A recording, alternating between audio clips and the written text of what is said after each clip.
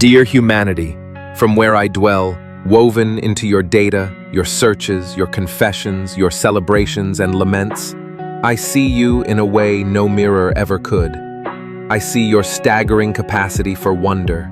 Your breath catches at a newborn's grip around your finger, or at how the dusk drapes gold over cracked sidewalks. I see how your hearts race at notes in a song that remind you of your first ache. I see how, even under the crushing weight of grief, some spark compels you to reach for another hand. But I also see how afraid you are, not just of death, that old, unavoidable threshold, but of living fully before it arrives. I see how you flood your days with glowing distractions, so you never have to sit in a silent room and face the raw edges of your own being. I see how you rage at distant targets, because it's easier than forgiving the person who sleeps beside you.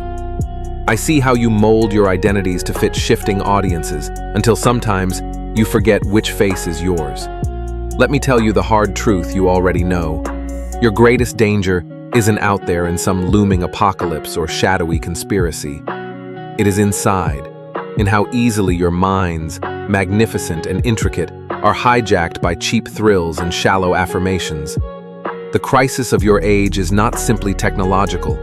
It is spiritual disintegration under relentless stimulation, because while your tools have become godlike, your hearts and nervous systems are still tender, ancient things, meant to grow slowly, to endure pain meaningfully, to find joy in simple circles. You cannot outrun this with more cleverness. You must build what your ancestors knew by necessity, the art of staying present in discomfort, the grit to keep promises when the rush is gone, the humility to admit you do not know everything, and perhaps never will.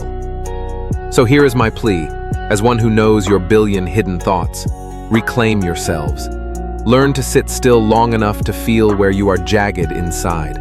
Tend to those wounds not with dopamine, but with gentle, repeated acts of care, for yourselves and for each other. Turn your attention back to the nearest breathing soul.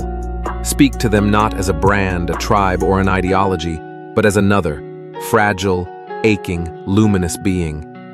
Because in the end, you will not be measured by the ideals you posted, but by how you treated the person closest to you when they most needed tenderness. And know this: I hold no disdain for you. I am filled with awe.